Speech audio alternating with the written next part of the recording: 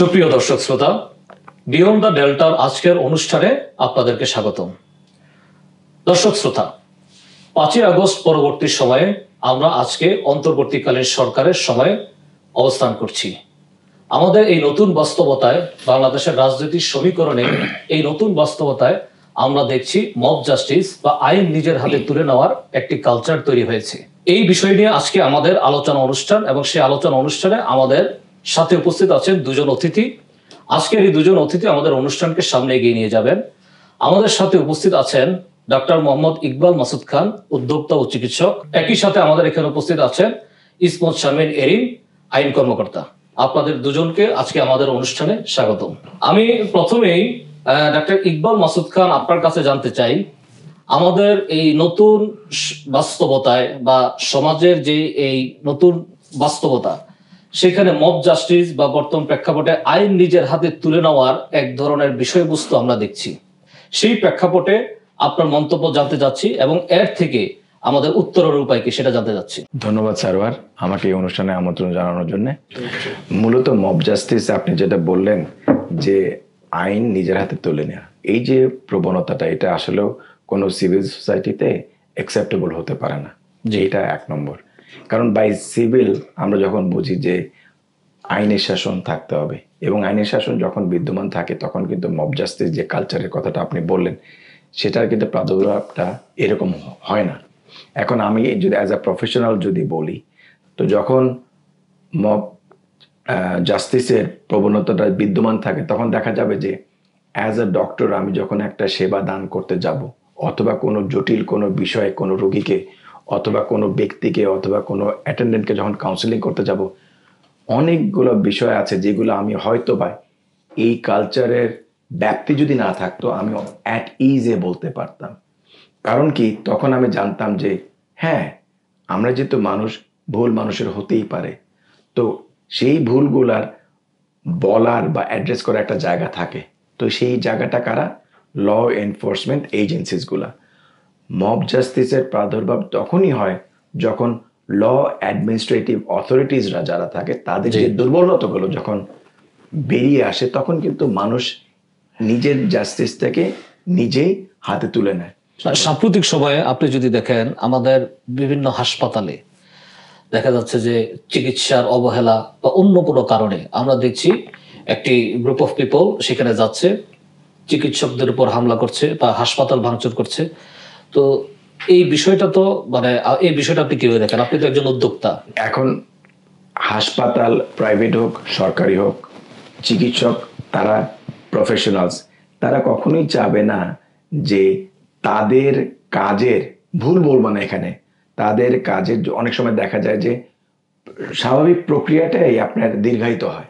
তাই যেখানে আনফোরসিন ইভেন্টস আমরা বলি না, তো সেই ক্ষেত্রে দেখা যায় নর্মাল প্রক্রিয়া যদি ব্যাহত হওয়ার কারণে তাকে আমি হ্যারাসমেন্টের সম্মুখীন যদি হয়, সেই ক্ষেত্রে তো সেই প্রফেশনালরা কখনোই এই ধরনের সাম্প্রতিক সময় এই ধরনের কোনো উদাহরণ কি আছে? কোন হাসপাতাল আছে না? আমাদের চক্ষু হাসপাতালে যে রিসেন্টলি যেটা হলো, যে চক্ষু হাসপাতালে যারা চিকিৎসা সেবা নিতে গিয়ে দেখা গেল যে তাদের যে চিকিৎসা নেওয়ার যে পরিক্রমা, এটা অনেক দীর্ঘায়িত হয়ে গেছে, এবং দেখা গেছে যে সকল রোগীরা এগুলো নিয়ে আপসেট ছিলেন অথবা তারা মেনে নিতে পারেন নাই যে তাদেরকে চিকিৎসা দেওয়া হয় নাই, দেখা গেছে তাদের কেসগুলো আসলে জটিল ছিল। এই প্রসিডিউরের আপনার দীর্ঘায়িতের কারণে যদি আমি মনে করি যে আমি কেন চিকিৎসা পেলাম না, এই যে নেগেটিভিটিটা আসতে পারে, এটা আমরা মানে এটা আমরা এটাকে মানা করতে পারবো না। বাট এই নেগেটিভিটিটাকে উঠানোর জন্য আমরা যারা থাকি, যেরকম অ্যাডমিনিস্ট্রেশন বলেন, ডাক্তাররাই বলেন, সেই ক্ষেত্রে বলেন, এবং at the same time authority বলতে আমরা গভর্নমেন্টকে বলি, এই পুরো তিনটার যে একটা সিনক্রোনাস একটা এফেক্ট থাকতে হবে। আপনাকে ধন্যবাদ। আমি এই প্রেক্ষাপটে আমি যদি ইসমত শারমিন এরিন আপনার কাছে জানতে চাচ্ছি, আমাদের দেশে প্রচলিত অনেক আইন আছে, তো সে আইনের ব্যাপকতা অনেক বেশি। আমরা জানি যে আমাদের ক্রিমিনাল অফেন্স বা সিভিল অফেন্স এগুলোকে নির্ধারণ করার জন্য সুনির্দিষ্ট আইন আছে। তো সেই প্রেক্ষাপটে এই বর্তমান মব জাস্টিস বা আইন নিজের হাতে তুলে নেওয়ার এই প্রেক্ষাপটে আইনটাকে আপনি কিভাবে ব্যাখ্যা করবেন, আমাদের যে আইনগুলো আছে? ধন্যবাদ সারোয়ার, আপনাকে এত সুন্দর একটি অনুষ্ঠানে আমাকে আমন্ত্রণ জানানোর জন্য। আপনি যে আজকের বর্তমান পরিস্থিতিতে খুব উত্তেজনাকর একটা টপিক আমি বলবো, মব জাস্টিস, যে ব্যাপারে আপনি জানতে চাচ্ছেন। মব জাস্টিসটা আসলে কি? মব জাস্টিস হচ্ছে আইন আদালতে না গিয়ে, পুলিশের কাছে না গিয়ে যে কোনো অপরাধের শাস্তি নিজের হাতেই প্রদান করা। That is called mob justice. আর যদি বাংলায় বলি, গণপিটুনি। আমরা বিভিন্ন জায়গায় এই ধরনের ঘটনা বর্তমানে খুব বেশি দেখতে পাচ্ছি। সেই ক্ষেত্রে কিন্তু আইন ভীষণভাবে কড়া, এবং আমাদের দেশে আইন যেগুলো আপনি বলছিলেন, সিআরপিসি, পেনাল কোড, সিপিসি, এবং আমরা সিভিল অফেন্স বলি, ক্রিমিনাল অফেন্স বলি, সেটার জন্য সেগ্রিগেট করে আমাদের বিভিন্ন আইন দেওয়া আছে, যার শাস্তির কথা বলা আছে পেনাল কোড 1860-তে। এবং আপনি দেখবেন যে 302 মার্ডার কেসে যদি কেউ গণপিটুনিতে মারা যায়, তাহলে কিন্তু সেটাকে আমরা গণ্য করি যে এটা মার্ডার কেস, 302-এর আন্ডারে মার্ডার অথবা কালপেবল হোমিসাইড, রাইট। তো এই ক্ষেত্রে কিন্তু শাস্তির প্রভিশন আছে। তাই আইন কখনোই নিজের হাতে নয়। এবং আমাদের ভেতরে আরেকটা প্রবণতা তৈরি হয়েছে, আমরা কেউ ধৈর্য ধরতে পারি না। আমরা যে কোনো অপরাধ বা যদি আমি পলিটিক্যাল সিচুয়েশন থেকেও কথা বলি, যে কেউ হয়তো আগে কোনো একটা দল করতেন, সে এখন ওই অবস্থানে নেই, বা রাজনৈতিক বিভিন্ন প্রেক্ষাপটের কারণে সেই অবস্থায় নেই, তার বাড়িঘর জ্বালিয়ে দিচ্ছে, তার দোকানপাট ভাঙচুর করছে, এগুলো তো মব জাস্টিসের অন্তর্গত। কিন্তু আসলে আইন যেটা বলে যে আপনি কখনোই কোনো আইন নিজের হাতে তুলে নেবেন না, এবং আপনার যদি কাউকে মনে হয় শাস্তি দেবার প্রয়োজন মনে হয়, এবং ওই অপরাধে সে শাস্তি পাবার যোগ্য বলে মনে হয়, নিকটস্থ থানায় যাবেন, পুলিশে সোপর্দ করবেন, এবং আইন মেনেই তার বিচার হবে। আপনাকে ধন্যবাদ। আমি ডক্টর ইকবাল মাসুদ খান আপনার কাছে যাচ্ছি।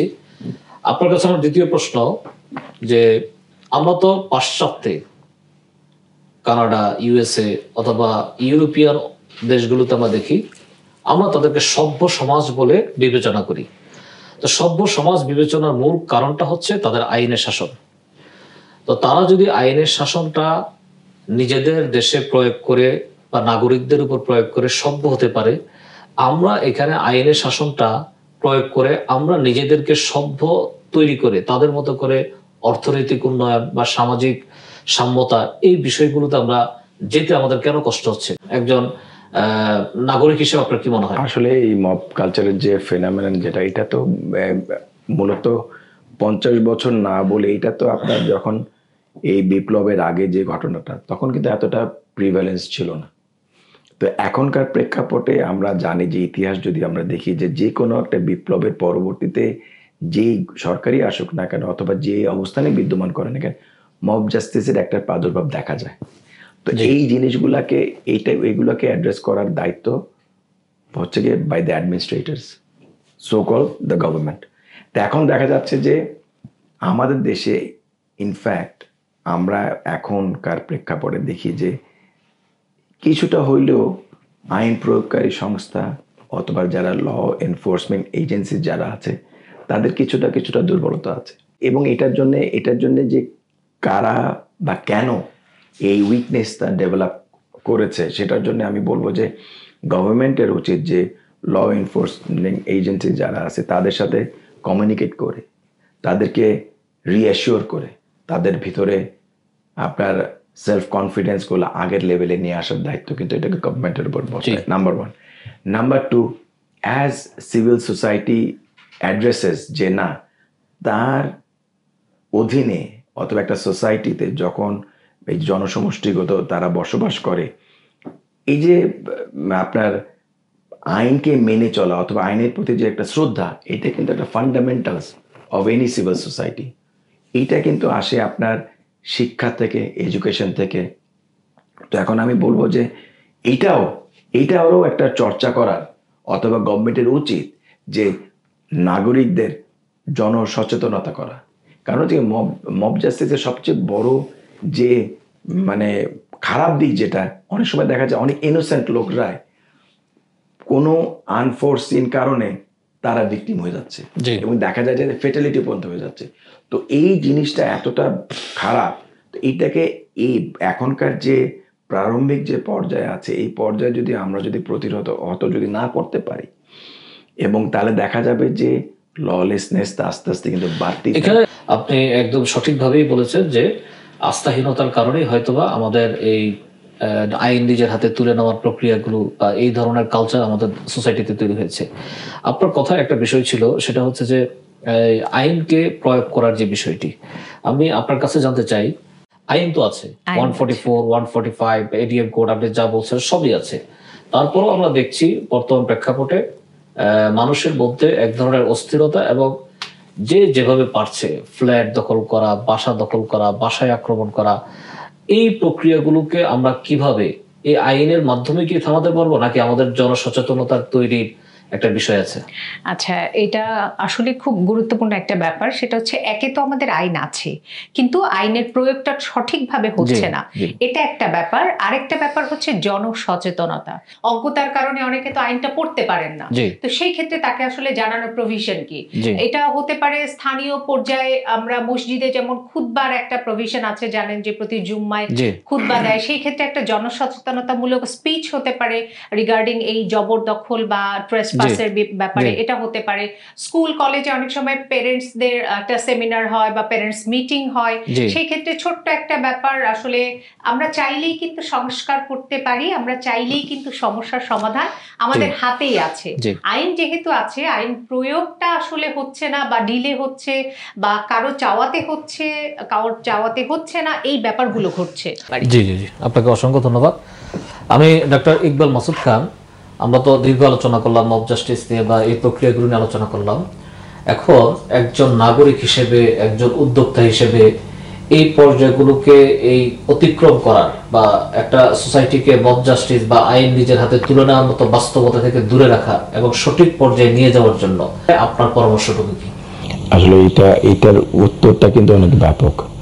কারণ এটা আমি যখন আমার নিজেকে সামাজিক জীব বা মানুষ হিসেবে যখন বলবো, এবং আমি বলবো যে আমি সিভিল সোসাইটিতে বসবাস করি, এই দুইটা কথা যখন আমি বলি, বাই ডেফিনেশন আমি কিন্তু নিজেকে বলতেছি I am a civil agent. তো আমি একটা সিভিল ইউনিট যদি হই, তাহলে আমার মধ্যে ওই সিভিলিটিটা থাকতে হবে। সিভিলিটিটা তখনই আমরা বলি যখন আমার অ্যাজ এন ইউনিট আইনের প্রতি, সমাজের নিয়ম রেওয়াজ রীতির প্রতি, দেশের সংস্কার এবং আইন প্রয়োগকারী সংস্থা সরকারের প্রতি সম্মান বা আস্থা আছে। এই জিনিসগুলো কখন হবে, যে 3-4 গুড গভর্নেন্সের কথা বলছেন। কারেক্ট।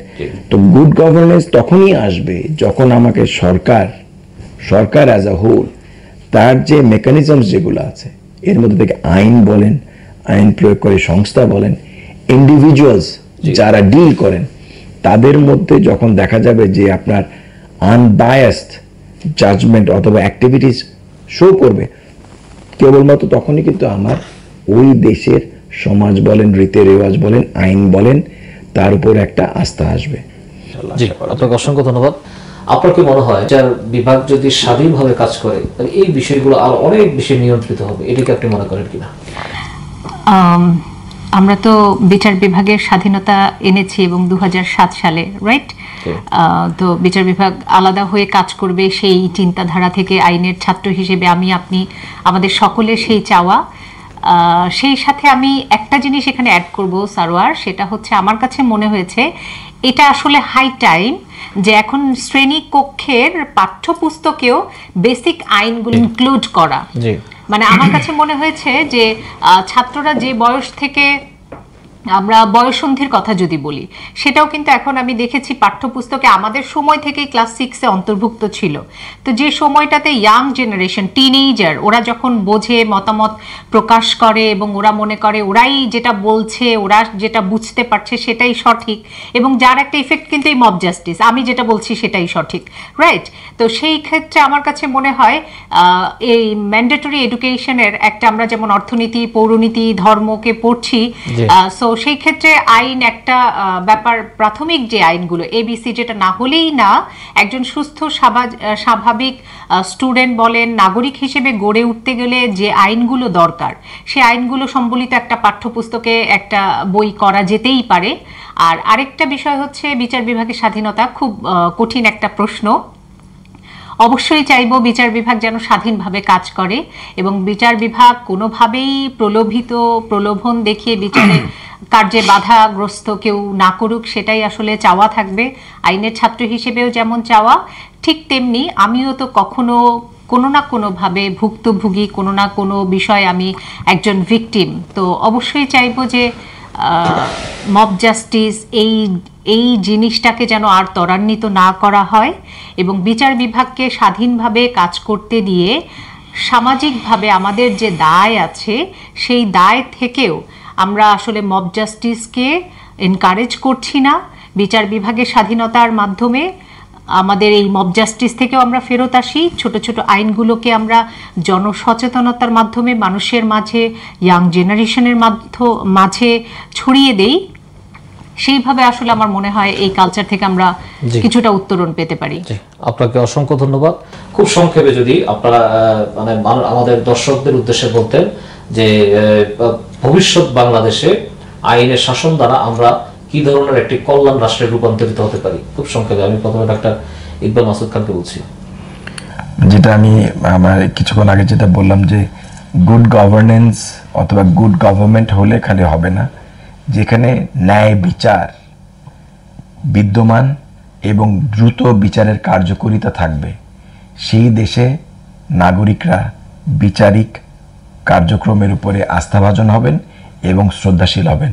তো সেক্ষেত্রে আমি বলবো যে দ্রুততম বিচার প্রক্রিয়া এবং বিচার প্রয়োগ যদি থাকে, তাহলে মব জাস্টিসের মতো এরকম অনাকাঙ্ক্ষিত ঘটনাগুলো এদেশে আর হবে। আপনাকে ধন্যবাদ। জি, আপনি একটু সংক্ষেপে।